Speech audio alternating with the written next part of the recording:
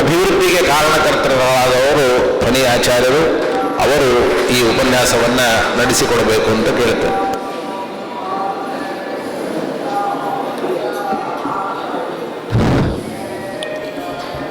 ಶ್ರೀ ಗುರುಭ್ಯೋ ನಮಃ. ಶ್ರೀ ವೆಂಕಟೇಶಂ ಲಕ್ಷ್ಮೀಶಂ ಅನಿಷ್ಟಗ್ನಂ ಅಭೀಷ್ಟದಂ ಚತುರ್ಮುಖೇರತನಯಂ ಶ್ರೀನಿವಾಸಂ ಭಜೆ ನಿಶಂ. ಸಮಸ್ತ ಗುರುದೇವತಾಭ್ಯೋ ನಮೋ ನಮಃ. ಸತ್ಪರಾಕ್ರಮ ಸತ್ಶಿಷ್ಯಂ ಸತ್ಯಧೀರ ಗುರುಂಬುದಂ ಸುವರ್ಣ ಪ್ರಾಣಸದ್ಭಕ್ತಂ ಸತ್ಯವೀರಮಹಂ ಭಜೆ.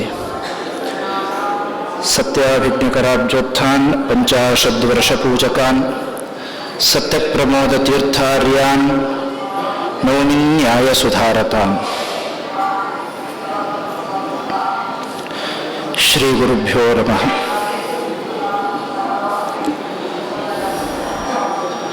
ಭೂವೈಕುಂಠ ಕ್ಷೇತ್ರಾಧಿಪತಿಯಾದ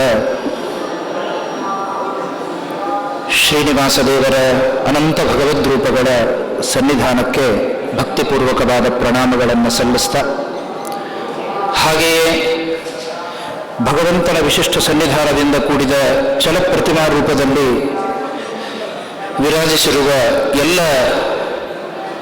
ವಿದ್ವನ್ಮಂಡಲಿಗೆ ಶಿರಸಾಷ್ಟಾಂಗ ನಮಸ್ಕಾರಗಳನ್ನು ಸಲ್ಲಿಸಿ, ಶ್ರೋತ್ರಿಯ ವೃಂದಕ್ಕೂ ಅಭಿನಂದನೆಗಳನ್ನು ಸಲ್ಲಿಸುತ್ತಾ, ಸ್ನಾನ, ಅನುಸಂಧಾನ ಮತ್ತು ಅದರ ಪ್ರಕ್ರಿಯೆ ಎನ್ನುವ ಶೀರ್ಷಿಕೆಯ ಅಡಿಯಲ್ಲಿ ಸುಮಾರು ಇನ್ನು 25 ನಿಮಿಷಗಳೊಳಗಾಗಿ ಅದರ ಒಂದು ಸಾರ ಸಂಗ್ರಹವನ್ನು ಬಿತ್ತರಿಸುವ ಒಂದು ಅಲ್ಪವಾದ ಮತಿಯಿಂದ ಅಲ್ಪವಾದ ಪ್ರಯತ್ನ.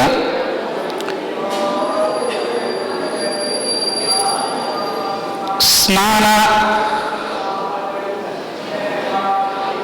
ಇದು ನಮ್ಮ ಮನಸ್ಸಿನ ಶುದ್ಧತೆಗೆ ಬೇಕಾಗಿರುವಂತಹ ಪ್ರಪ್ರಥಮವಾದಂತಹ ಒಂದು ಪ್ರಕ್ರಿಯೆ ಇದು.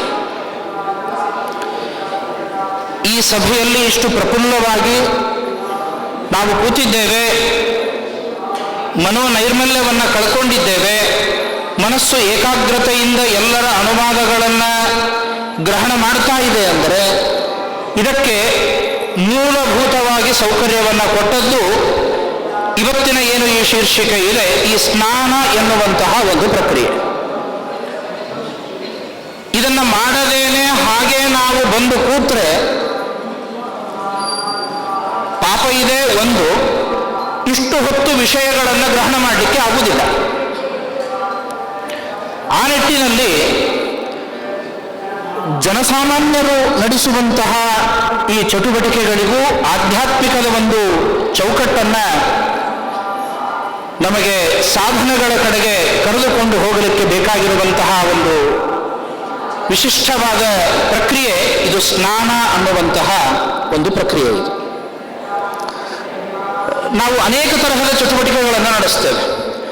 ಆ ಪ್ರತಿ ಚಟುವಟಿಕೆಗಳಿಗೂ ಕೂಡ ಒಂದು ಗೌರವ, ಆದರ, ಒಂದು ಮಹತ್ವ ಅನ್ನೋದು ಸಿಗಬೇಕು ಅಂತಾದರೆ ಅದರ ಹಿನ್ನೆಲೆಯಲ್ಲಿ ಸಂಸ್ಕಾರದ ಒಂದು ಜೋಡಣೆ ಬೇಕಾಗುತ್ತೆ.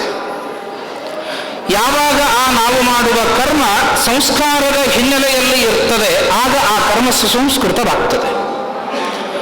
ಆ ನಿಟ್ಟಿನಲ್ಲಿ ಹಸಿವೆ ಆಗ್ತದೆ, ಊಟ ಮಾಡ್ತೇವೆ. ಆ ಊಟ ಎನ್ನುವ ಪ್ರಕ್ರಿಯೆ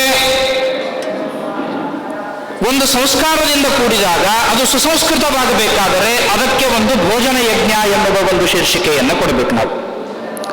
ಆಗ ನಾವು ಮಾಡಿದ ಭೋಜನ ಅನ್ನೋದು ಭಗವತ್ ಪ್ರೀತಿಕರವಾಗುತ್ತೆ, ದೇಹಕ್ಕೆ ಪುಷ್ಟಿ ನೀಡುತ್ತದೆ. ಇನ್ನು ಶ್ವಾಸೋಚ್ಛ್ವಾಸಾದಿಗಳನ್ನು ಮಾಡ್ತೇವೆ. ಇದರ ಹಿನ್ನೆಲೆಯಲ್ಲಿ ಇದು ಒಂದು ನೈಜ ಪ್ರಕ್ರಿಯೆಯಾದರೂ ಕೂಡ ಇದಕ್ಕೊಂದು ಸಂಸ್ಕಾರದ ಚಿಲುಮೆಯನ್ನು ನಾವು ಕೊಟ್ಟಾಗ ಅದು ಒಂದು ಹಂಸ ಮಂತ್ರದ ಒಂದು ಜಪ ಎನ್ನುವ ಒಂದು ಅನುಸಂಧಾನವನ್ನು ನಮಗೆ ಕೊಡುತ್ತದೆ. ಪುತ್ರಾದಿಗಳ ಉತ್ಪತ್ತಿಗಾಗಿ ಲೈಂಗಿಕ ಕ್ರಿಯಾದಿಗಳನ್ನು ಮಾಡುತ್ತೇವೆ, ಅದಕ್ಕೆ ಒಂದು ಸಂಸ್ಕಾರವನ್ನು ಕೊಟ್ಟಾಗ ಅದು ಒಂದು ವಾಮಯಜ್ಞ ಅಂತ ಕರೆಸಿಕೊಳ್ಳಲ್ಪಡುತ್ತದೆ. ಹೀಗೆ ಜನಸಾಮಾನ್ಯರ ಮಧ್ಯದಲ್ಲಿ ನಾವೆಲ್ಲ ಏನು ಚೌಕಟ್ಟಿನ ಮಧ್ಯದಲ್ಲಿ ನಾವು ಅನೇಕ ಪ್ರಕ್ರಿಯೆಗಳನ್ನು ಮಾಡುತ್ತೇವೆ. ಇದಕ್ಕೆ ಆಧ್ಯಾತ್ಮಿಕದ ಜೋಡಣೆಯನ್ನು ನಾವು ಕೊಟ್ಟಾಗ ಮಾಡುವ ಪ್ರತಿಕರ್ಮವೂ ಕೂಡ ನಮ್ಮ ಜೀವನೋಪಯೋಗಿಯಾಗಿರುವಂತಹ ಅನೇಕ ವಿಧವಾದಂತಹ ಮಹತ್ವಗಳನ್ನು ನಮ್ಮ ಜೀವನದಲ್ಲಿ ಅದು ಕೊಡಲಿಕ್ಕೆ ಸಾಧ್ಯ ಇದೆ. ಆ ನಿಟ್ಟಿನಲ್ಲಿ ಈ ಸ್ನಾನ ಅಂತನ್ನೋದೇನಿದೆ ಇದು ಪ್ರಧಾನವಾಗಿ ನಾವು ತಿಳಿದುಕೊಂಡಿರುವುದು ಬಾಹ್ಯ ಸ್ವಚ್ಛತೆ. ಇದು ಒಂದು ಸ್ನಾನದಿಂದಾಗುವಂತಹ ದೊಡ್ಡದಾದಂತಹ ಲಾಭ. ನಿತ್ಯ ಸ್ನಾನ ಮಾಡುವವರಿಗೂ ವಾರಕ್ಕೆ ಒಂದು ದಿವಸ ಸ್ನಾನ ಮಾಡುವವರಿಗೂ ವ್ಯತ್ಯಾಸ ಇದೆ. ಹೀಗಾಗಿ ನಮ್ಮ ದೇಹದ ಬಾಹ್ಯ ಸ್ವಚ್ಛತೆಗೆ ನಿತ್ಯ ನಾವು ಜೀವನದಲ್ಲಿ ಅಳವಡಿಸಿಕೊಳ್ಳಬೇಕಾದ ಒಂದು ಪ್ರಧಾನವಾದ ಕಾರ್ಯ ಅಂತಂದರೆ ಅದು ಸ್ನಾನ. ಸ್ನಾನದಿಂದಾಗುವ ಎರಡನೆಯ ಮಹತ್ವ ಏನು ಅಂತಂದರೆ ಮನಸ್ಸಿನ ಏಕಾಗ್ರತೆ, ಚಿತ್ತಶುದ್ಧಿಯಾಗುತ್ತೆ. ಇನ್ನು ಮೂರನೇದಾಗಿ ನಮಗೆ ಸ್ನಾನದಿಂದ ಸಿಗುವಂತಹ ದೊಡ್ಡ ಲಾಭ ಏನು ಅಂತಂದರೆ ಮುಂದೆ ಮಾಡುವ ಕ್ರಿಯೆಗಳಲ್ಲಿ ಉತ್ಸಾಹ. ಎಷ್ಟೇ ನಮಗೆ ಶ್ರಮ ಆಗಿರಲಿ, ರಾತ್ರಿ 12-1 ಗಂಟೆ ತನಕ ಕಾರ್ಯಕ್ರಮಗಳಲ್ಲಿ ಪಾಲ್ಗೊಂಡು ಬಹಳ ನಾವು ಇಂದ್ರಿಯಗಳಲ್ಲಿ ಶಕ್ತಿಯನ್ನು ಕಳೆದುಕೊಂಡು ನಿದ್ದೆಗೆಟ್ಟಿರಲಿ, ಆದರೆ ಮತ್ತೆ ಬೆಳಗಿನ ಜಾವದ 4 ಗಂಟೆಯ ಸ್ನಾನ ಮುಂದೆ ನಮಗೆ 16-18 ಗಂಟೆಗಳ ಕಾಲ ಕೆಲಸವನ್ನು ಮಾಡಲಿಕ್ಕೆ ಒಂದು ಉತ್ಸಾಹದ ಒಂದು ಚಿಲುಮೆಯನ್ನು ನೀಡುತ್ತದೆ ಈ ಸ್ನಾನ ಎನ್ನುವಂತಹ ಪ್ರಕ್ರಿಯೆ. ಇದು ಪ್ರತಿಯೊಬ್ಬರ ಅನುಭವಕ್ಕೂ ಕೂಡ ಬರತಕ್ಕಂಥದ್ದು. ಇದು ಈ ಆಚಾರ್ಯರಿಗೆ ಬಂತು, ಇವರಿಗೆ ಬರಲಿಲ್ಲ, ಸಾಮಾನ್ಯರಿಗೆ ಬರಲಿಲ್ಲ ಅಲ್ಲ. ಯಾರೇ ಶ್ರಮಪಟ್ಟು ನಿದ್ದೆಯನ್ನು ಮಾಡಿ ಎದ್ದಾಕ್ಷಣ ಮೊದಲು ಸ್ನಾನವನ್ನು ಮಾಡಿದಾಗ ಮುಂದೆ ನಿಮ್ಮ ಮನೆಯ ಯಾವುದೇ ಸಮಾರಂಭಗಳಿರಬಹುದು, ಏನೇ ಇರಬಹುದು, ಮತ್ತೆ ಆ ಕಾರ್ಯಗಳಲ್ಲಿ ಆಲಸ್ಯವನ್ನು ಪಡದೇನೆ ಪ್ರತಿ ಕಾರ್ಯಗಳಲ್ಲಿ ನಿಮ್ಮನ್ನು ನೀವು ತೊಡಗಿಸಿಕೊಳ್ಳಲಿಕ್ಕೆ ಸಾಧನಾಂಗವಾಗಿರತಕ್ಕಂಥದ್ದು ಪ್ರಧಾನವಾಗಿ ಈ ಸ್ನಾನ ಅಂತಕ್ಕಂಥದ್ದು. ಈ ಸ್ನಾನ ಒಂದು ಆಯಿತು ಅಂತಾದರೆ ನಮ್ಮ ಜನ್ಮವನ್ನು ಪಾವನ ಮಾಡುವ ಜಪದ ಕಡೆಗೆ ನಮ್ಮ ಚಿತ್ತ ಹರಿತದೆ. ದೇವರ ಪೂಜೆ, ಅನೇಕ ಧಾರ್ಮಿಕವಾದಂತಹ ಸಾಧನೆಗಳಿಗೆ ಅಂಗವಾಗಿರತಕ್ಕಂಥದ್ದು ಮುಖ್ಯವಾಗಿ ಈ ಸ್ನಾನ ಅಂತಕ್ಕಂಥದ್ದು. ಈ ಸ್ನಾನದಲ್ಲಿಯೂ ಕೂಡ ಮತ್ತು ಪ್ರಭೇದಗಳಿದೆ. ನಿತ್ಯ ಸ್ನಾನ, ನೈಮಿತ್ತಿಕ ಸ್ನಾನ, ಕಾಮ್ಯ ಸ್ನಾನ.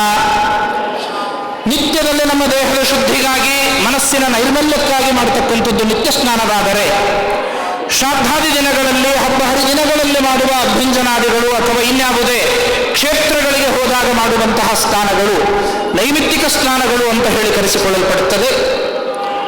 ಇನ್ನು ಅದಲ್ಲದೇನೆ ಜ್ಯೋತಿಷ್ಕರ ಒಂದು ಸಲಹೆಯಂತೆಯೋ ಅಥವಾ ನಮ್ಮ ಜೀವನದ ಯಾವುದೋ ಒಂದು ತೊಂದರೆಯನ್ನು ಕಳೆದುಕೊಳ್ಳುವುದಕ್ಕಾಗಿಯೋ ಒಂದು ತೀರ್ಥವನ್ನು ಹುಡುಕಿಕೊಂಡು ಹೋಗಿ ಅಲ್ಲಿ ನಾವು ಸ್ನಾನ ಮಾಡಿದಾಗ ನನ್ನ ಇಷ್ಟು ಪಾಪಗಳು ಹೋಗುತ್ತೆ ಅನ್ನುವ ನಿಮಿತ್ತದಿಂದ ಕಾಮ್ಯ ಸ್ನಾನಕ್ಕಾಗಿ ಕೆಲವು ಕಡೆಗೆ ಹೋಗ್ತೇವೆ. ಸಾಂಗಲಿಯ ಬಳಿಯಲ್ಲಿ ಋಣ ವಿಮೋಚನ ತೀರ್ಥ ಅಂತ ಒಂದು, ಎಲ್ಲಿಗೂ ಗೊತ್ತಿಲ್ಲ, ನೋಡಿಲ್ಲ. ಆದರೂ ಕೂಡ ಹೀಗೆ ಕೆಲವು ತೀರ್ಥಗಳಲ್ಲಿ ಪಾಪನಾಶಿನಿ ತೀರ್ಥ, ಈ ಕೆಲವು ತೀರ್ಥಗಳಲ್ಲಿ ಹೋಗಿ ನಾವು ಮಾಡಿದಾಗ ನಮ್ಮ ಜನ್ಮಾಂತರದ ಏನು ಪಾಪದ ಮೂಟೆ ಇದೆ ಇದನ್ನು ಕಳೆದುಕೊಳ್ಬೇಕು ಅಂದರೆ ಈ ತೀರ್ಥದಲ್ಲಿ ನೀವು ಸ್ನಾನ ಮಾಡ್ರಿ ಅಂತ ಇಷ್ಟೇ ಹೇಳಿದ್ದಾರೆ ಹೊರತು ಮೈ ಮೇಲೆ ಹಾಕ್ಕೊಂಡಂತಹ ತುಳಸಿ ಮಾಲೆ ಬಟ್ಟೆ ಅಲ್ಲೇ ಬಿಟ್ಟು ಬರ್ರಿ ಅಂತ ಹೇಳೋದು ಇವತ್ತಿನ ಜ್ಯೋತಿಷ್ಕರು. ನದಿಗಳನ್ನು ಎಲ್ಲ ಹೊಲಸು ಮಾಡಿ ಬಿಡ್ತಾರೆ. ಅಲ್ಲಿ ಬಿಟ್ಟು ಬರಲಿಕ್ಕೆ ಹೇಳಿಲ್ಲ, ಅಲ್ಲಿ ಹೋಗಿ ಸ್ನಾನ ಮಾಡಿ ನಿಮ್ಮ ದೇಹದ ನೈರ್ಮಲ್ಯದ ಜೊತೆಗೆ ಮನೋನೈರ್ಮಲ್ಯವೂ ಕೂಡ ಆಗುತ್ತೆ ಅಂತ ಹೇಳಿ.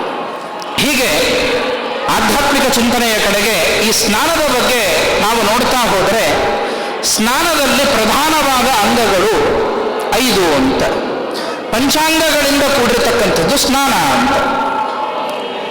ಬರೀ ನೀರನ್ನು ಮೈ ಮೇಲೆ ಹಾಕಿಕೊಂಡಾಗ ನಮಗೆ ಮೋಕ್ಷಾದಿಗಳು ಪುರುಷಾರ್ಥಗಳು ಸಿಗುತ್ತೆ ಅನ್ನೋದಾದರೆ ಇಷ್ಟು ಈ ಶಾಸ್ತ್ರ ಪಾಠ ಪ್ರವಚನ ಈ ಅಧ್ಯಯನ ಇದೆಲ್ಲ ಬೇಕಾಗೇ ಇಲ್ಲ. 24 ಗಂಟೆಗಳ ಕಾಲ ಗಂಗೆಯಲ್ಲಿಯೇ ಇರುವಂತಹ ಮೀನು ಎಂದೋ ಮೋಕ್ಷವನ್ನು ಹೊಂದಬೇಕಾಗಿತ್ತು. ಆದರೆ ಆ ಗಂಗೆಯಲ್ಲಿ ಇರುವ ಮೀನಿಗೆ ಮೋಕ್ಷ ಆಗಿಲ್ಲ. ಹಾಗಾದರೆ ಕೇವಲ ಜಡಭೂತವಾದ ನೀರಿನ ಸಂಪರ್ಕ ನಮ್ಮನ್ನು ಉದ್ಧಾರ ಮಾಡುವುದಿಲ್ಲ. ಅದರೊಳಗಿರುವ ಅಬ್ದೇವತೆಗಳಲ್ಲಿ ನಾವು ಮಾಡುವ ಪ್ರಾರ್ಥನೆ, ನಮ್ಮ ಚಿಂತನೆ ನಮ್ಮ ದೇಹವನ್ನು, ನಮ್ಮ ಮನಸ್ಸನ್ನು ಶುದ್ಧಿ ಮಾಡುತ್ತೆ ಎನ್ನುವ ಹಿನ್ನೆಲೆಯಲ್ಲಿ ಅನುಸಂಧಾನದ ನಿಟ್ಟಿನಲ್ಲಿ ನಾವು ಈ ಸ್ನಾನದ ಪ್ರಕ್ರಿಯೆಯನ್ನು ನಡೆಸಿದಾಗ ಅದು ನಮಗೆ ವಿಶಿಷ್ಟವಾಗಿರತಕ್ಕಂತಹ ಫಲವನ್ನು ಕೊಡಲಿಕ್ಕೆ ಸಾಧ್ಯವಾಗುತ್ತೆ. ಆ ನಿಟ್ಟಿನಲ್ಲಿ ಸಂಕಲ್ಪಂ ಸೂಕ್ತ ಪಾಠಂ ಚ ಮಾರ್ಜನಂ ಚಾಘಮರ್ಷಣಂ ದೇವಾದಿ ತರ್ಪಣಂ ಚೈವ ಸ್ನಾನಂ ಪಂಚಾಂಗ ಲಕ್ಷಣಂ ಅಂತ ಹೇಳಿ. ಹಾಗಾದರೆ ಅನುಸಂಧಾನದ ಹಿನ್ನೆಲೆಯಲ್ಲಿ ಒಂದು ಸ್ನಾನ ಅಂತ ನಡೆಯಬೇಕಾದರೆ ಬರೀ ಬಕೀಟಿನಲ್ಲಿರುವ ಅಥವಾ ಹರಿಯುವ ನಿಂತ ನೀರಿನಲ್ಲಿ ಮುಳುಗು ಹಾಕಿ ಏಳುವುದು ಸ್ನಾನ ಅಲ್ಲ.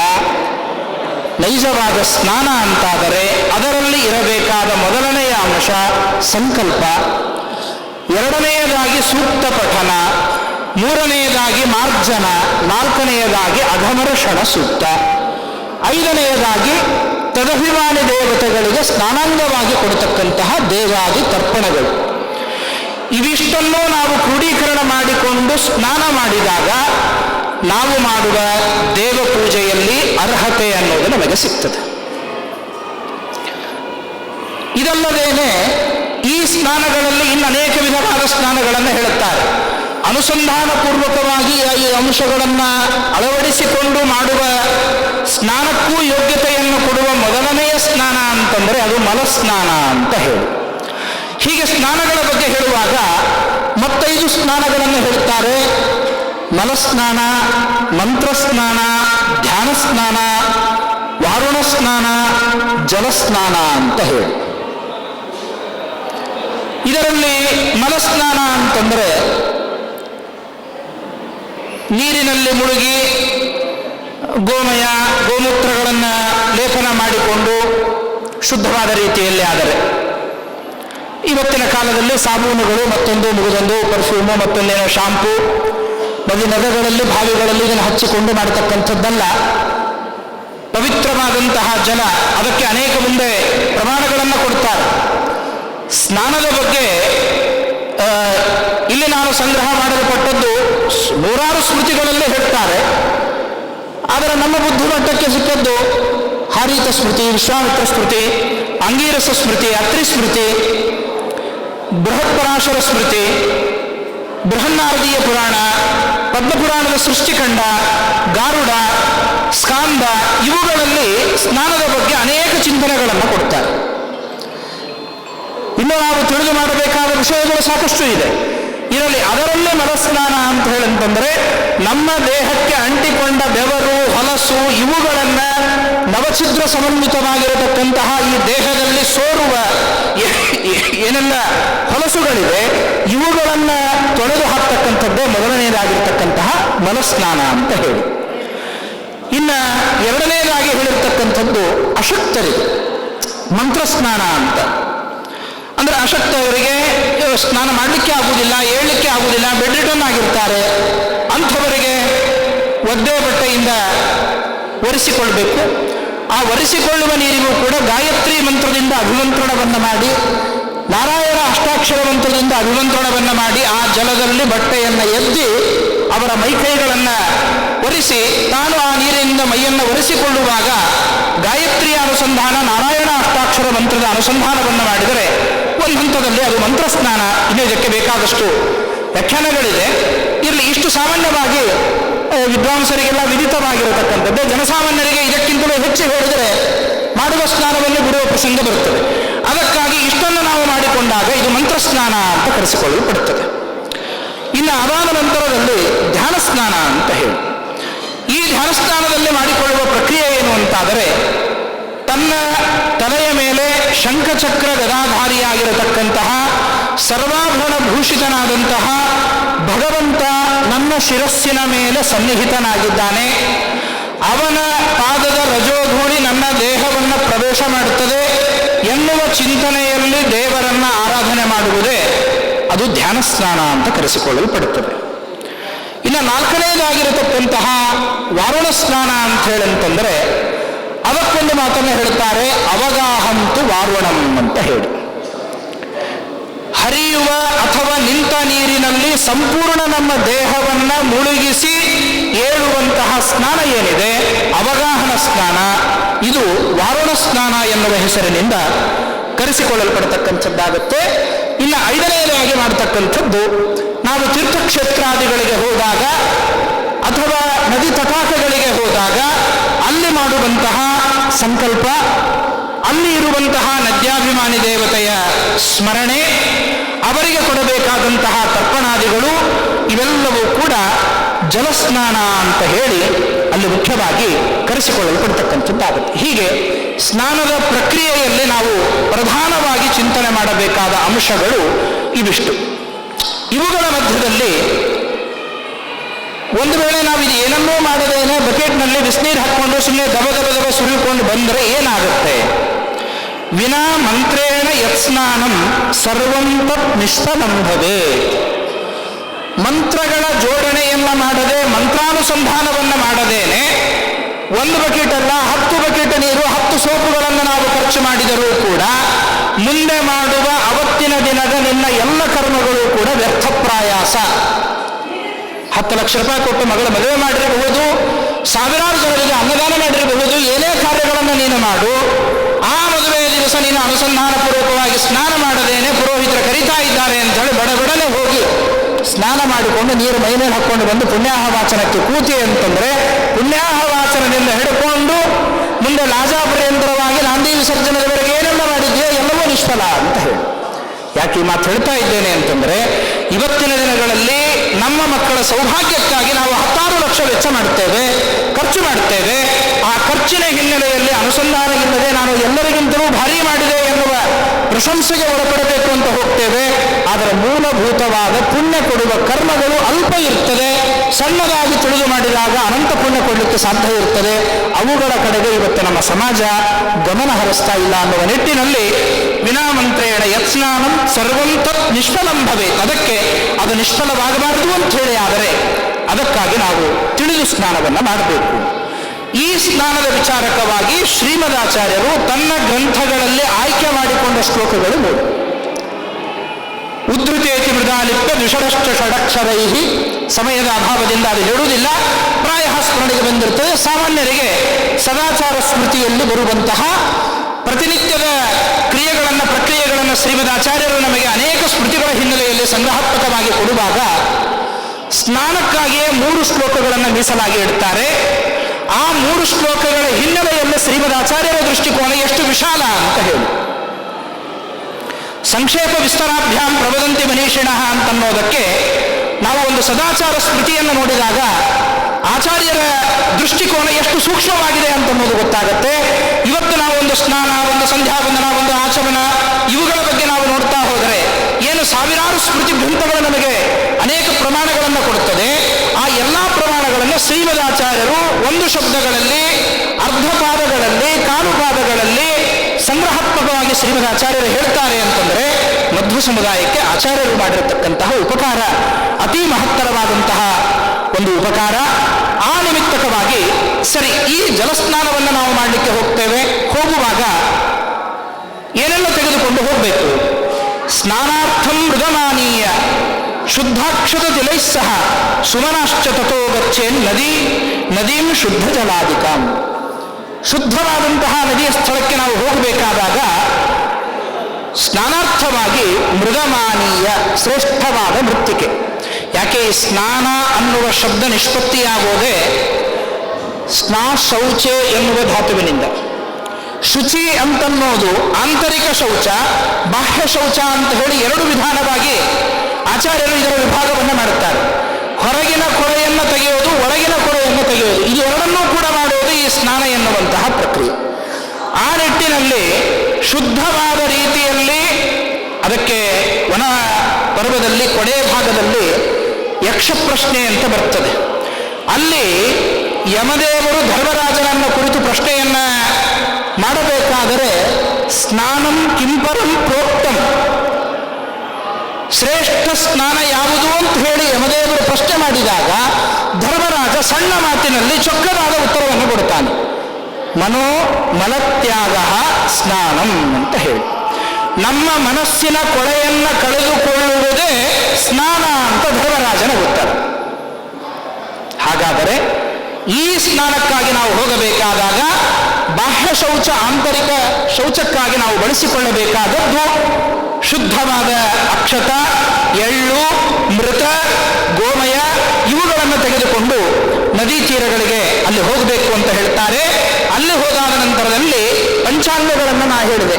ಸಂಕಲ್ಪಂ ಸೂಕ್ತ ಪಾಠಂ ಚ ಮಾರ್ಜನಂ ಚಾಗಮರೇಷಣಂ ಅನ್ನುವ ಮಾತಿನಂತೆ ಮೊದಲನೆಯದಾಗಿ ಮಾಡಬೇಕಾದದ್ದು ಸಂಕಲ್ಪ.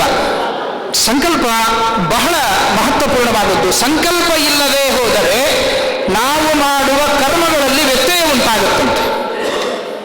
ನ ಸಂಕಲ್ಪಂ ವಿನಾ ಕರ್ಮ ನಿತ್ಯ ಕಾಮ್ಯಾದಿಕಂ ಚರೇ ಸಮಾನಸ ಸ್ಯಾತ್ ಸಂಕಲ್ಪ ಕರ್ತವ್ಯೋ ವಾಚಿಕತ್ವರಃ. ಮಾನಸಿಕವಾಗಿ ನಾನು ಇಂತಹ ನದಿಯಲ್ಲಿ ಇಂತಹ ತೀರ್ಥದಲ್ಲಿ ಸ್ನಾನ ಮಾಡುತ್ತೇನೆ ಅಂತ ಒಂದು ಮಾನಸಿಕ ಸಂಕಲ್ಪ.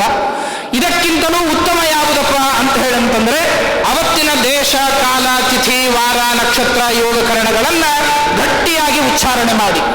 ಇದರಿಂದ ಬರುವ ಪುಣ್ಯ ನಿನಗೊಬ್ಬನಿಗಲ್ಲ, ನಿನ್ನನ್ನು ನಂಬಿಕೊಂಡು ಅಥವಾ ನಿನ್ನ ಪಕ್ಕದಲ್ಲಿ ಯಾರೋ ಪರವೂರಿನವರು ಆ ತೀರ್ಥಕ್ಷೇತ್ರಕ್ಕೆ ಬಂದಿರ್ತಾರೆ, ಅವರಿಗೆ ಅದರ ಮಹತ್ವ ಗೊತ್ತಿರುವುದಿಲ್ಲ. ನೀನು ಹೇಳುವ ಈ ಸಂಕಲ್ಪದ ಮಂತ್ರಗಳು ಪಕ್ಕದಲ್ಲಿರುವವನ ಕಿವಿಗೆ ಬಿದ್ದರೆ ಅವನಿಗೆ ಸ್ನಾನ ಮಾಡಿಸಿದ ಪುಣ್ಯ ನಿನಗೆ ಬರ್ತದೆ. ಅದಕ್ಕಾಗಿ ಆ ಸಂಕಲ್ಪವನ್ನು ನೀನು ಮನಸ್ಸಿನಲ್ಲಿ ಹೇಳುವುದಕ್ಕಿಂತಲೂ ಕೂಡ ಗಟ್ಟಿಯಾಗಿ ನೀನು ಉಚ್ಚಾರಣೆ ಮಾಡಿ ಹೇಳಿದಾಗ, ಇವತ್ತಿನ ದೇಶಕಾಲಾದಿಗಳನ್ನು ನೀನು ಹೇಳಿದಾಗ ನೀನು ಮಾಡುವ ಕರ್ಮ ಸರಿಯಾದ ರೀತಿಯಲ್ಲಿ ಭಗವಂತನಿಗೆ ಅದು ತಲುಪುವುದಕ್ಕೆ ಕಾರಣೀಭೂತವಾದದ್ದು ಆಗುತ್ತೆ. ಆ ಒಂದು ನಿಮಿತ್ತದಿಂದ ಸರಿಯಾಗಿ ಸಂಕಲ್ಪವನ್ನು ಅವತ್ತಿನ ದೇಶ ಕಾಲ ಇತ್ಯಾದಿಗಳು ಶಾಲಗ್ರಾಮ ವಿಷ್ಣು ವೈಷ್ಣವರ ಒಂದು ಸನ್ನಿಧಾನದಲ್ಲಿ, ತುಳಸಿಯ ಸನ್ನಿಧಾನದಲ್ಲಿ, ಭಾಗೀರಥ್ಯಾದಿ ಸಾರ್ಧ ತ್ರಿಕೋಟಿ ನದಿಗಳು ನಾನು ಮಾಡುವ ಈ ಜಲದಲ್ಲಿ ಸನ್ನಿಹಿತವಾಗಿವೆ. ಎಲ್ಲಿ ನಿತ್ಯ ನದಿ ತೀರದಲ್ಲಿ ನಾವಿರುವುದಿಲ್ಲ, ಬಾವಿಗೆ ಹೋಗುವುದಿಲ್ಲ. ಆಯ್ತು, ನೀನು ಮಾಡುವ ನಿನ್ನ ಮನೆಯ ಬಚ್ಚಲ ಮನೆಯ ಬಕೀಟಿನೊಳಗೆ ಈ ಎಲ್ಲ ತೀರ್ಥ ಇದೆ ಅಂತ ಹೇಳಿ ಚಿಂತನೆ ಮಾಡಿ. ಇಲ್ಲೆಲ್ಲ ಹೇಳ್ತಾ ಇರತಕ್ಕಂಥದ್ದು ಅವಗಾಹನ ಸ್ನಾನದ ಬಗ್ಗೆ, ನದಿ ಸ್ನಾನದ ಬಗ್ಗೆ ಸಾಕಷ್ಟು ಮಾತುಗಳನ್ನು ಹೇಳ್ತಾರೆ. ಆದರೆ ಇವತ್ತಿನ ಕಾಲದಲ್ಲಿ ಇದು ಅಶಕ್ಯವಾಗಿರುವುದರಿಂದ ನಮ್ಮ ಮನೆಯಲ್ಲಿ ನಾವು ಮಾಡಬೇಕಾದಾಗಲೂ ಕೂಡ ನಿತ್ಯ ಶೀತ ಜಲದಿಂದಲೇ ಸ್ನಾನ ಮಾಡಬೇಕಂತ, ತಣ್ಣೀರಿನ ಸ್ನಾನ. ಇದು ವೈದ್ಯಕೀಯ ಶಾಸ್ತ್ರವು ಸುಶ್ರುತ ಸಂಹಿತೆಯು ಈ ಮಾತನ್ನು ಉಲ್ಲೇಖ ಮಾಡುತ್ತದೆ. ತಣ್ಣೀರಿನ ಸ್ನಾನ ಬಹಳ ಆರೋಗ್ಯಪ್ರದ ಅಂತ ಹೇಳಿ, ಬಿಸಿನೀರಿನ ಸ್ನಾನಕ್ಕಿಂತಲೂ ಕೂಡ.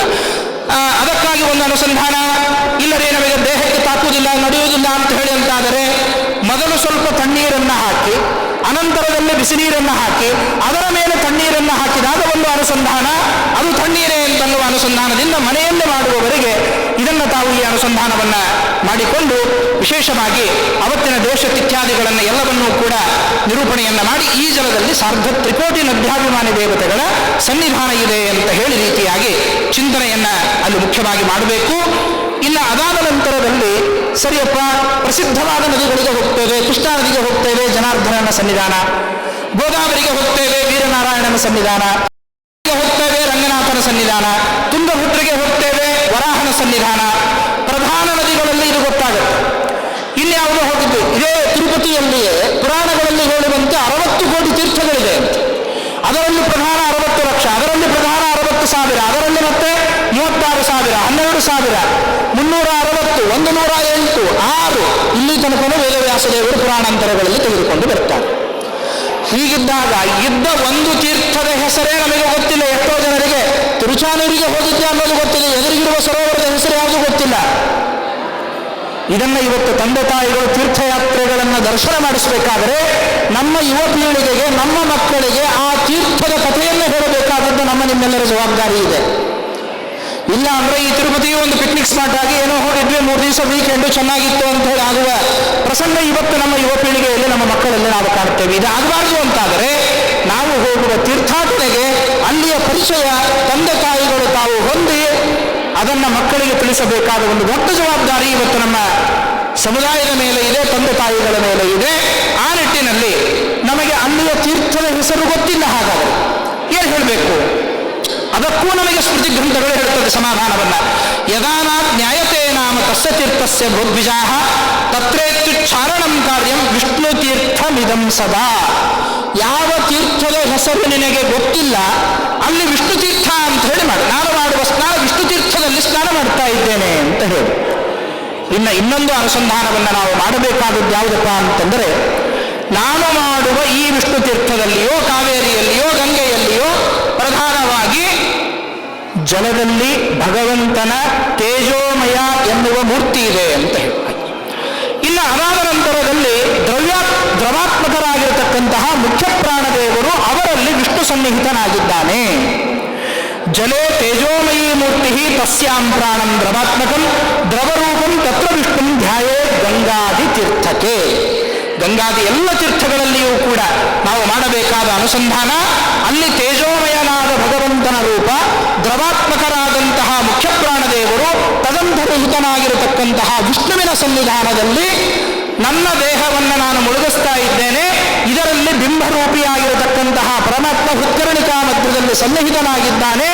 ಅವನಿಗೆ ಮಾಡುವ ಅಭಿಷೇಕ ಈ ಸ್ನಾನ ಎಂದಾಗ ಸ್ನಾ ಶೌಚೆ ಎನ್ನುವ ಧಾತುವಿನಿಂದ ನಿಷ್ಪನ್ನವಾಗಿರುವಂತಹ ಈ ಸ್ನಾನ ಎನ್ನುವ ಪ್ರಕ್ರಿಯೆಗೆ ಬಹಳ ವಿಶಿಷ್ಟವಾದ ಸ್ಥಾನಮಾನಗಳನ್ನು ನಾವು ಕೊಟ್ಟಂತೆ ಆಗುತ್ತೆ.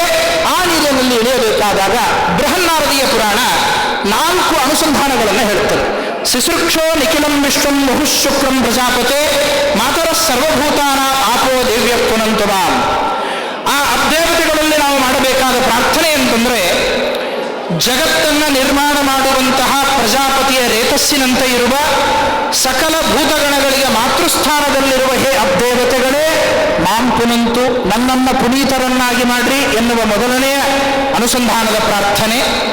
ಎರಡನೆಯದಾಗಿ ಸರ್ವಭೂತಗಳಲ್ಲಿ ಸಂಸ್ಥಿತವಾದಂತಹ ಏನು ಅಲಕ್ಷ್ಮಿಯ ರೂಪ ಇದೆ, ಆ ರೂಪವನ್ನು ಕಳೆಯುವುದಕ್ಕೆ ಸಮರ್ಥರಾದವರು ನೀವು ಅಬ್ದೇವತೆಗಳು. ಅಂತಹ ನಿಮ್ಮಲ್ಲಿ ನಾನು ಅನುಮತಿಯನ್ನು ಬೇಡ್ತಾ ಇದ್ದೇನೆ. ಅಲಕ್ಷ್ಮೀ ಮಲರೂಪಾಯ ಸರ್ವಭೂತೇಶು ಸಂಸ್ಥಿತ ಕ್ಷಾಲಯಂತಿ ತಾಂ ಸ್ಪರ್ಶಾದ ಆಪೋ ದೇವ್ಯ ಪುನಂತು ಮಾವಿಗೆ ಎರಡನೆಯ ಅನುಸಂಧಾನ. ಮೂರನೆಯದಾಗಿ ನಮಗೆ ದೌರ್ಭಾಗ್ಯದ ಸಂಸೂಚನೆಗಳು ಎಲ್ಲೆಲ್ಲಿರುತ್ತೆ ಅಂತಂದ್ರೆ, ಎನ್ಮೇ ಕೇಶೇಶು ದೌರ್ಭಾಗ್ಯ ಸೀಮಂತೆ ಯಚ್ಚ ಮೂರ್ಧನಿ ಲಲಾಟೆ ಕರ್ಣಯೋ ರಕ್ಷ್ಣೋ ಆಪಹ ತದ್ಧಂತುವೋ ನಮಃ. ಕೇಶಗಳಲ್ಲಿ, ಬೈತಲಿನಲ್ಲಿ, ಹಣೆಯಲ್ಲಿ, ಕರ್ಣಗಳಲ್ಲಿ, ಅಕ್ಷಿಗಳಲ್ಲಿ ಹೊಲಸು ತುಂಬಿಕೊಂಡಿರ್ತದೆ. ಇದನ್ನ ಪಾವನವನ್ನಾಗಿ ಮಾಡತಕ್ಕಂಥವರು ಅಬ್ದೇವತೆಗಳು. ನೀವು ಅನುಗ್ರಹವನ್ನು ಮಾಡ್ರಿ. ಇನ್ನು ಈ ದೇವತೆಗಳ ಅನುಗ್ರಹದಿಂದ 9 ನಮಗೆ ಸಿಗುತ್ತಂತೆ. ಏನದು? ಆಯುರ ಆರೋಗ್ಯ ಐಶ್ವರ್ಯಂ ದುರಿತಕ್ಷಯಂ ಶುಭಂ ಸಂತೋಷಂ ಕ್ಷಾಂತಿ ಆಸ್ತಿಕ್ಯಂ ವಿದ್ಯಾ ಭವತುವೋ ನಮಃ. ನಮಗೆ ಆಯುಷ್ಯ, ಆರೋಗ್ಯ, ಕ್ಷಾಂತಿ ಇತ್ಯಾದಿಗಳನ್ನು ದಯಪಾಲಿಸ್ತಕ್ಕಂಥವರು ಈ ಅಬ್ದೇವತೆಗಳು ಎನ್ನುವ ನಿಟ್ಟಿನಲ್ಲಿ ಅನುಸಂಧಾನವನ್ನು ಅಲ್ಲಿ ಮಾಡಬೇಕು. ಈ ರೀತಿಯಾಗಿ ಮಾಡಿ ಮುಖ್ಯವಾಗಿ ಮಾರ್ಜನ, ಆಪೋಹಿಷ್ಟ ಇತ್ಯಾದಿ ಮಂತ್ರಗಳಿಂದ. ಇನ್ನು ಅದಾದ ನಂತರದಲ್ಲಿ 4ನೆಯ ಪ್ರಕ್ರಿಯೆ, ಅದು ಅಘಮರ್ಷಣ ಸೂಕ್ತದ ಪಠಣ ಬಹಳ ಮಹತ್ವದ್ದು. ಅಘಮರ್ಷಣ ಸೂಕ್ತವನ್ನು ಹೇಳಿ ತ್ರಿರ್ಜಪೇ ಅಘಮರ್ಷಣಂ ಅಂತ ಶ್ರೀಮದಾಚಾರ್ಯರು ಸ್ಮೃತಿಯಲ್ಲಿ, ಸದಾಚಾರ ಸ್ಮೃತಿಯಲ್ಲಿ ಹೇಳ್ತಾರೆ. ಅಂತಹ ತ್ರಿರ್ಜಪೇದ ಅಘಮರ್ಷಣಂ ಅನ್ನುವಲ್ಲಿ ಅಘಮರ್ಷಣ ಸೂಕ್ತವನ್ನು 3 ಬಾರಿ ಪಠಣ ಮಾಡುವುದರಿಂದ ಅಶ್ವಮೇಧಾದಿ ಯಾಗಗಳನ್ನು ಮಾಡಿದ ಪುಣ್ಯ ಬರ್ತದೆ ಅಂತ ಹೇಳಿ, ಅಂತಹ ಅಘಮರ್ಷಣ ಸೂಕ್ತದ ಪಠಣದ ಫಲ ಏನು ಅನ್ನೋದಕ್ಕೆ ಭಾಗವತದಲ್ಲಿ ಒಂದು ಅಕ್ರೂರನ ಕಥೆಯನ್ನು ನಾವು ನೋಡಿದಾಗ, ಮಥುರೆಯ ಕಡೆಗೆ ರಾಮಕೃಷ್ಣರನ್ನು ಕರೆದುಕೊಂಡು ಹೋಗುವಾಗ ಯಮುನೆಯಲ್ಲಿ ಮಿಂದು ಬರ್ತೇನೆ ಅಂತ ಹೇಳಿ ನದಿಗೆ ಇಳಿದು ಅಘಮರ್ಷಣ ಸೂಕ್ತವನ್ನು ಪಠಣ ಮಾಡಿದ ಅಂತ ಭಾಗವತದಲ್ಲಿ ಉಲ್ಲೇಖ ನೋಡ್ತೇವೆ. ಅದರ ಪ್ರಭಾವ, ಅದರ ಫಲ, ರಥದಲ್ಲಿ ಕುಳಿತ ರಾಮಕೃಷ್ಣರ ದರ್ಶನ ಆ ಜಲದಲ್ಲಿ ಆಯಿತಂತೆ. 2ನೇ ಕ್ಷಣದಲ್ಲಿ ಮತ್ಸ್ಯಕೂರ್ಮಾದಿಗಳ ದರ್ಶನ ಅರ್ಘ್ಯಕ್ಕಾಗಿ ಹಿಡಿದುಕೊಂಡ ನೀರಿನಲ್ಲಿ ಆಯಿತಂತೆ. ಇದು ಅಘಮರ್ಷಣ ಸೂಕ್ತದ ಪಠಣದ ಒಂದು ವಿಶಿಷ್ಟವಾದ ಫಲ ಅಂತ ಹೇಳಿ ಈ ರೀತಿಯಾಗಿ ಅಲ್ಲಿ ನಿರೂಪಣಾದಿಗಳನ್ನು ಮಾಡುತ್ತಾರೆ. ಇದಾದ ನಂತರದಲ್ಲಿ ಸ್ನಾನಾಂಗವಾಗಿರತಕ್ಕಂತಹ ಕಟ್ಟಕಡೆಯ ಅಂಶ ಅಂತಂದ್ರೆ, ಪುಣ್ಯ ಬರಬೇಕು ಅಂತಂದ್ರೆ ದೇವಾದಿ ತರ್ಪಣ. ಅದನ್ನು ನಾವು ಮಾಡಿರ್ತಕ್ಕಂತಹ ಸಂದರ್ಭದಲ್ಲಿ ಆ ಸ್ನಾನ ಅಂತಕ್ಕಂಥದ್ದು ಪರಿಪೂರ್ಣವಾಗುತ್ತೆ. ಈ ಸ್ನಾನದಲ್ಲಿ ಎಳ್ಳಿನ ಸ್ನಾನ, ಎಳ್ಳೆಣ್ಣೆಯ ಸ್ನಾನ, ಮೃತ್ತಿಕಾ ಸ್ನಾನ, ಹೀಗೆ ಬೇರೆ ಬೇರೆ ವಿಧವಾದಂತಹ ಸ್ನಾನಗಳು ಅಲ್ಲಿ ಉಂಟು. ಆ ಎಲ್ಲ ಒಂದೊಂದು ಸ್ನಾನಕ್ಕೂ ಕೂಡ ಸುಶ್ರುತ ಸಂಹಿತೆಯಲ್ಲಿ ಬೇರೆ ಬೇರೆದಾಗಿರತಕ್ಕಂತಹ ಫಲಗಳನ್ನು ಅಲ್ಲಿ ನಿರೂಪಣೆಯನ್ನು ಮಾಡುತ್ತಾರೆ. ಇನ್ನು ಸಾಕಷ್ಟು ವಿಷಯಗಳು ಸ್ನಾನದ ಬಗ್ಗೆ ಇರತಕ್ಕಂಥದ್ದು. ನಾಡಿ ಪ್ರಕರಣ ಸಂಧಿಯಲ್ಲಿಯೂ ಕೂಡ ಜಗನ್ನಾಥದಾಸರು ಈ ಸ್ನಾನದ ಬಗ್ಗೆ, ಸೂರಿಗಳು ಮಾಡುವ ಸ್ನಾನ ಅಂತಂದರೆ ನಮ್ಮ ದೇಹವೇ 72,000 ನಾಡಿಗಳಿಂದ ಕೂಡಿರತಕ್ಕಂಥದ್ದು. ಅದರಲ್ಲಿ ಗಂಗಾ, ಯಮುನಾ, ಸರಸ್ವತಿಯ ಒಂದು ಸಂಗಮ ರೂಪವಾಗಿ ನಾವು ಅನುಸಂಧಾನವನ್ನು ಮಾಡಬೇಕು ಎನ್ನುವ ನಿಟ್ಟಿನಲ್ಲಿ ಆ ಸ್ನಾನದ ಒಂದು ಪ್ರಕ್ರಿಯೆಯನ್ನು, ನಿರೂಪಣಾದಿಗಳನ್ನು ಮಾಡುತ್ತಾರೆ. ಇಂತಹ ಸ್ನಾನದ ಬಗ್ಗೆ ಕೆಲವು ನಿಮಿಷಗಳ ಕಾಲ ಮಾತನಾಡುವುದಕ್ಕೆ ಅವಕಾಶವನ್ನು ಮಾಡಿಕೊಟ್ಟಂತಹ ಪೂಜ್ಯ ಆಚಾರ್ಯರಿಗೂ ಹಾಗೆಯೇ ಮಧ್ವ ಸಿದ್ಧಾಂತ ಉನ್ನಾಹಿನಿಯ ಸಭೆಯ ಎಲ್ಲ ವ್ಯವಸ್ಥಾಪಕ ಮಂಡಳಿಗೂ ಕೂಡ ಹೃತ್ಪೂರ್ವಕವಾದ ಅಭಿನಂದನೆಗಳನ್ನು ಸಲ್ಲಿಸುತ್ತಾ, ಓಡುವಾಗ ಎಡವುವುದು ಸಹಜ, ಮಾತಿನ ಓಗದಲ್ಲಿ ತಪ್ಪುಗಳಾಗಿದ್ದರೆ ಪಂಡಿತರು ಅದನ್ನು ಮನ್ನಿಸಿ ತಿದ್ದಿ ತೀಡಬೇಕು ಅಂತ ಹೇಳಿ ಅವರಲ್ಲಿ ಪ್ರಾರ್ಥನೆಯ ಒಂದು ವಿಚಾರವನ್ನು ನಾನು ಹೇಳುತ್ತಾ, SMSO ಸಭಾಕ್ಕೆ ಬಹಳ ಋಣಿ. ಕಾರಣ ಏನು ಅಂತಂದರೆ, ಇವತ್ತಿಗೆ 24 ವರ್ಷಗಳ ಹಿಂದೆ ಲೌಕಿಕ ಜೀವನದಲ್ಲಿ ಇದ್ದುಕೊಂಡಂತಹ ನನಗೆ ರಾಮಶಬ್ದ ಪ್ರಾರಂಭವಾಗಿರೋದೇ ಈ ಮಧ್ವ ಸಿದ್ಧಾಂತ ವನ್ನಾಹಿನಿಯ ಸಭೆಯಲ್ಲಿ 2001ರಲ್ಲಿ ಪೂಜ್ಯ ವಿಮರ್ಜಿ ಆಚಾರ್ಯರ ನಮ್ಮ ಅಜ್ಜಂದಿರು ನನ್ನನ್ನು ಇಲ್ಲಿ ಕರೆದುಕೊಂಡು ಮುನ್ನಡವನ್ನು ಮಾಡಿಸಿ ಆಧ್ಯಾತ್ಮಿಕ ಪ್ರಪಂಚಕ್ಕೆ ನಾಂದಿಯನ್ನು ಹಾಡಿರ್ತಕ್ಕಂತಹ ಒಂದು ಸಭೆ, ಅದು ಮಧ್ವ ಸಿದ್ಧಾಂತ ವನ್ನಾಹಿನಿಯ ಸಭೆ. ಅವತ್ತು ಇಲ್ಲಿ ಹೇಳಿದ ರಾಮಶಬ್ದ ಇವತ್ತು 4 ಜನ ವಿದ್ವಾಂಸರ ಮುಂದೆ ಕುಳಿತುಕೊಂಡು ಅದು ಮಾತಾಡಿಸ್ತಾ ಇದೆ ಅಂತ ಹೇಳಂತಂದರೆ ಅದು ಇಲ್ಲಿರುವ ವೇದವ್ಯಾಸದೇವರ ಭೂವೈಕುಂಠಾಧಿಪತಿಯ ಇವೆಲ್ಲದರ ಮೇಲೆ ಸತ್ಯಾತ್ಮತೀರ್ಥ ಶ್ರೀಪಾದಂಗಳವರ ಹಿಡಿ ಮಂತ್ರಾಕ್ಷತೆಯ ಒಂದು ಬಲ 2 ವಾಕ್ಯಗಳನ್ನು ಅಲ್ಲಿ ಆಡಿಸಿದೆ ಅಂತ ಹೇಳುತ್ತಾ, ಕೊಟ್ಟ ಸಮಯಕ್ಕೆ 1 ನಿಮಿಷ ಹೆಚ್ಚು ತೆಗೆದುಕೊಂಡಿದ್ದೇನೆ. ಇದಕ್ಕೆ ಕ್ಷಮೆಯನ್ನ ಯಾಚನೆಯನ್ನು ಮಾಡುತ್ತಾ ಈ ಹಂತದಲ್ಲಿ ಮತ್ತೊಬ್ಬರನ್ನು ನಾನು ನೆನೆಸಲೇಬೇಕಾದದ್ದು. ಪ್ರತಿ ಹಂತದಲ್ಲಿಯೂ ಕೂಡ ನಮಗೆ ಈಗ ತಾನೇ ಸತ್ಯವೀರರ ಚರಿತ್ರೆಯನ್ನು ಪೂರ್ವ ಪ್ರವಚನಕಾರರೇ ಹೇಳಿದರು. ಧಾರವಾಡದಲ್ಲಿ ಒಬ್ಬರು ಇದ್ರು ಹೀಗೆ ಅಂತ ಹೇಳಿ, ಇದಕ್ಕೆ ಸತ್ಯವೀರರ ಸೇವೆಯನ್ನು ಮಾಡಿಕೊಂಡು ಇರತಕ್ಕಂತಹ ಇವತ್ತಿಗೆ ನಾನೇ ಜ್ವಲಂತ ನಿದರ್ಶನ. ಸಾಂಸಾರಿಕವಾದ ಯಾವುದೋ ಒಂದು ತಾಪ ಇವತ್ತು ನನ್ನನ್ನು ಕಾಡ್ತಾ ಇದೆ, ಇರಲಿ. ಆದರೆ ಅದರಲ್ಲಿ ಬರುವಂತಹ ಅನೇಕ ವಿಘ್ನಗಳನ್ನು, ಅನೇಕ ಆಪತ್ತುಗಳನ್ನು, ಅದು ಆರ್ಥಿಕವಾಗಿರಬಹುದು, ಮಾನಸಿಕವಾಗಿ ಇರಬಹುದು, ಅದನ್ನು ಇವತ್ತು ಅತ್ಯಂತ ಸುಲಲಿತವಾಗಿ 1 ವರ್ಷದ ಪರ್ಯಂತ ದಾಟಿಸಿಕೊಂಡು ಬರ್ತಾ ಇದೆ. ಏನೋ ತೊಂದರೆಯಾಗದೇನೆ ಮತ್ತೊಬ್ಬರಲ್ಲಿ ಕೈಬೇಡದೆ ಅದು ನಡೆಸಿಕೊಂಡು ಬರ್ತಾ ಇದೆ ಅಂತಂದರೆ ಇದಕ್ಕೆ ಆಚಾರ್ಯರ ಸಹಕಾರ. ಆ ಸಹಕಾರಕ್ಕೆ ಮುಖ್ಯವಾಗಿ ಪ್ರಚೋದನೆಯನ್ನು ಕೊಟ್ಟದ್ದು ಏನು ಸತ್ಯವೀರರ ಕಾಲದಲ್ಲಿ ಬಂದ ಬ್ರಾಹ್ಮಣರ ಪಾದದ ಮೃತ್ತಿಕೆಯನ್ನು ತೆಗೆದುಕೊಂಡು ಇಡ್ತಾ ಇದ್ರು ಅಂತ ಹೇಳ್ತಾರ. ಆ ಕಥೆಯನ್ನು ಕೇಳಿ ಪ್ರಚೋದಿತನಾಗಿ ನಾನು ಹೋಗಿ ಇವತ್ತಿಗೆ 4 ವರ್ಷಗಳಾದಾಗಿನಿಂದಲೂ ನಮ್ಮ ಕೊರಳಹಳ್ಳಿ ಕ್ಷೇತ್ರಕ್ಕೆ ಯಾರೇ ವಿದ್ವಾಂಸರು ಬರಲಿ ಪಾರಾಯಣಾದಿಗಳಿಗೆ ಅವರ ಪಾದಪೂಜೆಯನ್ನ ಮಾಡಿ ಆ ಪಾದಧೂಳಿಯನ್ನು ತೆಗೆದಿಟ್ಟುಕೊಂಡು ಮನೆಯಲ್ಲಿ ಪೂಜೆ ಮಾಡಿದ್ದರ ಪ್ರಭಾವ ನಮ್ಮ ಆರ್ಥಿಕ ವ್ಯವಸ್ಥೆಯನ್ನು ಇವತ್ತು ಕಾಪಾಡುತ್ತಾ ಇದೆ. ಇದು ನಮ್ಮ ಜೀವನದಲ್ಲಿ ಇದು ನಾವು ಜ್ವಲಂತವಾಗಿ ಅನುಭವಿಸಿರತಕ್ಕಂಥದ್ದು. ಇದರ ಜೊತೆಗೆ ನನ್ನ ಮಾತುಗಾರಿಕೆಗೆ ಪ್ರತಿ ಹಂತದಲ್ಲಿಯೂ ಕೂಡ ನನಗೆ ಪ್ರಚೋದನೆಯನ್ನು ಕೊಡ್ತಕ್ಕಂಥವರು ಸಭೆಯ ಮುಂಭಾಗದಲ್ಲಿ ಇರತಕ್ಕಂಥ ಹಿರಿಯ ವಿದ್ವಾಂಸರಾದ ಪೂಜ್ಯ ಮೊಕಾಶಿ ಆಚಾರ್ಯರು. ಕಳೆದ 4 ವರ್ಷದಿಂದ ನಾನು ಕೊರಳಹಳ್ಳಿಗೆ ಹೋದಾಗಿನಿಂದಲೂ ಕೂಡ ನಾನೊಬ್ಬ ಪ್ರವಚನಕಾರ, ಊರುಗಳಿಗೆ ತಿರುಗುವ. ಮನೆಯಲ್ಲಿ 4 ದಿವಸ ಇದ್ದು ಅಂತಂದ್ರೆ ಮಕ್ಕಳು ಯಾಕಿದ್ದೀಯಪ್ಪ, ಯಾಕೆ ಎಲ್ಲಿ ಹೋಗಿಲ್ಲ ಅಂತ ಕೇಳೋ ಪರಿಸ್ಥಿತಿ ಇತ್ತು. ಹೀಗಾಗಿ 4 ವರ್ಷದಿಂದ ಒಂದೇ ಕಡೆಗೆ ಹೋದಾಗ ಆಚಾರ್ಯರು ಕಂಡಾಗಲೆಲ್ಲ ಹೇಳೋರು, ನೀವು ಪ್ರವಚನಕಾರ ಇದೆಯೋ ಒಂದೇ ಕಡೆಗೆ ಬೇಡ, 4 ದಿವಸ ಯಾರನ್ನ ಪೂಜಾ ಕಚ್ಚಿ ಹೋಗ್ಬಾ ಅಂತ ಹೇಳಿ. ಈ ರೀತಿಯಾಗಿ ಅವರ ಒಂದು ಪ್ರಚೋದನಕಾರಿ ಮಾತು ಕೂಡ ನಮಗೆ ಅನೇಕ ವಿಧವಾದಂತಹ ವಿಷಯಗಳನ್ನು ಸಂಗ್ರಹ ಮಾಡಲಿಕ್ಕೆ ಅದು ಕಾರಣವಾಗಿದೆ ಅಂತ ಹೇಳ್ತಾ ಸಭಿಕರಲ್ಲಿ ಮತ್ತೊಮ್ಮೆ ನಮಸ್ಕಾರಗಳನ್ನು ಸಲ್ಲಿಸ್ತಾ, ಪೂಜ್ಯ ಆಚಾರ್ಯರಿಗೆ ನಮನಗಳನ್ನು ಸಲ್ಲಿಸ್ತಾ ನನ್ನ 2 ವಾಕ್ಯಗಳನ್ನು ಸಮರ್ಪಣೆ ಮಾಡುತ್ತೇನೆ. ಶ್ರೀಕೃಷ್ಣ ಅರ್ಪಣಮಸ್ತು.